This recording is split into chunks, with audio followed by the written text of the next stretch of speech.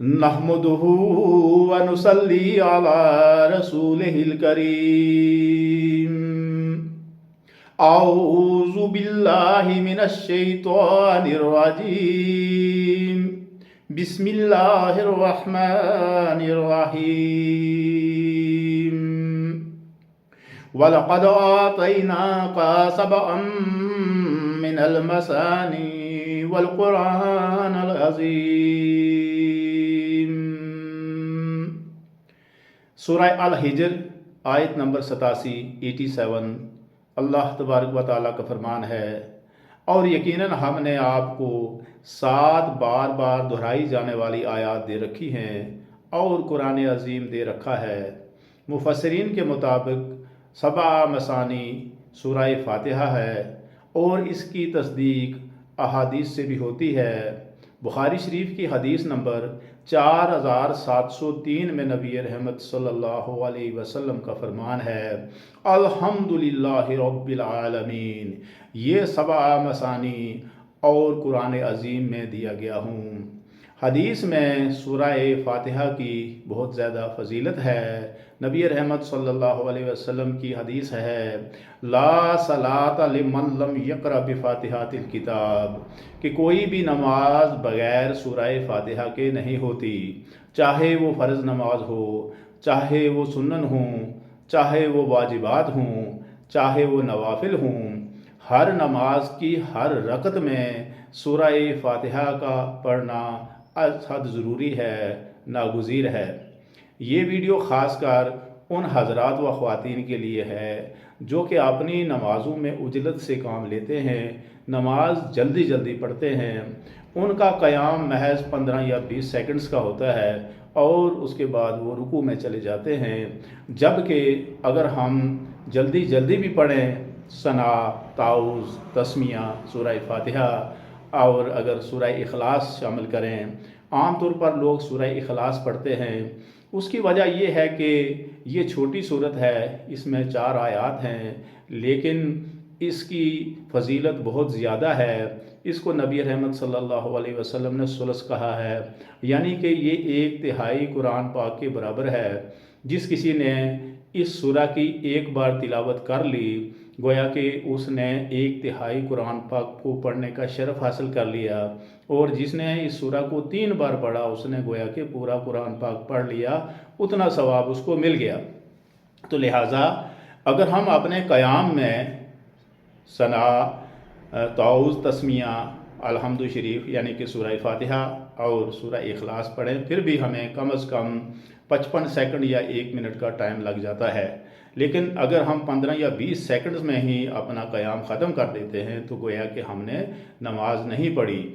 और मैं अभी पढ़ता हूँ, देख लें कि कितना वक्त लगता है। सुब्हानकल्लाहुम्मा व बिहम्दिका व तबारकस्मुका व तआला जद्दुका व ला इलाहा गैरुक। औज़ु बिल्लाहि मिनश शैतानिर रजीम। बिस्मिल्लाहिर रहमानिर रहीम। अल्हम्दुलिल्लाहि रब्बिल आलमीन। अर्रहमानिर रहीम। मालिकि यौमिद्दीन। इय्याका नअबुदु व इय्याका नस्तईन। इहदिनस सिरातल मुस्तक़ीम। सिरातल लज़ीना अनअमता अलैहिम गैरिल मग़दूबि अलैहिम वलद्दाल्लीन। बिस्मिल्लाहिर रहमानिर रहीम। कुल हुवल्लाहु अहद अल्लाहुस समद लम यलिद व लम यूलद व लम यकुल लहू कुफुवन अहद। तो देख लें कितना वक्त लगता है, कम से कम ये इतना वक्त लगता है।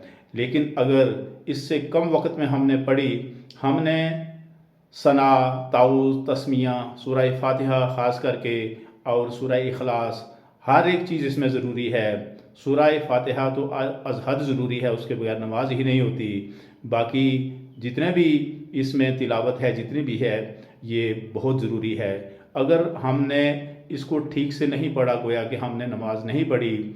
इसकी मिसाल ये है कि एक बार नबी रहमत सल्लल्लाहु अलैहि वसल्लम मस्जिद नबवी में तशरीफ़ फरमा थे कि इतने में कोई असहाबी आए, कोई अराबी आए, गांव से आए। जो असहाबी رضی اللہ تعالیٰ عنہ، تو انہوں نے نماز ادا کی جلدی جلدی، اور جب جانے لگے تو نبی رحمت صلی اللہ علیہ وسلم نے انہیں اپنے پاس بلایا اور فرمایا ارجع فصلی فإنک لم تصلی، تم اپنی نماز کو دہراؤ، اس کو لوٹاؤ، دوبارہ پڑھو، تمہاری نماز نہیں ہوئی۔ تو ان صحابی نے دوبارہ نماز پڑھی۔ نبی رحمت صلی اللہ علیہ وسلم نے پھر یہی کہا ارجع فصلی فإنک لم تصلی۔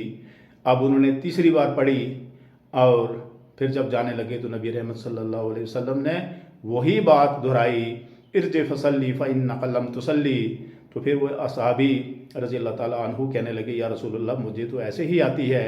پھر نبی رحمت صلی اللہ علیہ وسلم نے انہیں نماز خود پڑھ کر کے بتائی کہ کیسے نماز پڑھنی ہے، قیام کو کیسے، اس میں جو تلاوت ہے کیسے ٹھہر ٹھہر کر کرنی ہے، پھر رکوع کو کیسے آرام سے کرنا ہے، اور پھر اس کے بعد دوبارہ قوموں میں کھڑا ہونا ہے، اور پھر سجدہ کرنا ہے، ایک سجدہ، پھر اس کے بیچ میں بیٹھنا ہے آرام سے، پھر دوسرا سجدہ کرنا ہے، پھر کھڑا ہونا ہے، دوسری رکعت کو ادا کرنا ہے، پھر بیٹھنا ہے تشہد میں، ساری چیزیں انہوں نے سلام پھیرنے تک بتائی۔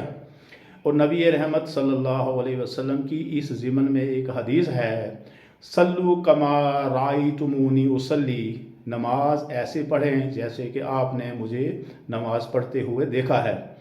تو لہٰذا نماز میں آہستگی درکار ہے، نماز میں دل جمی درکار ہے، نماز میں خشوع جو ہے وہ درکار ہے، اس میں یکسوئی درکار ہے۔ یکسو ہو کر نماز نہیں پڑھیں گے، اس طرف دھیان نہیں دیں گے کہ نماز ہم پڑھ رہے ہیں لیکن خیال کہیں اور ہے، جلدی جلدی کرنے کے لیے کہ بھائی کوئی اور کام کریں گے۔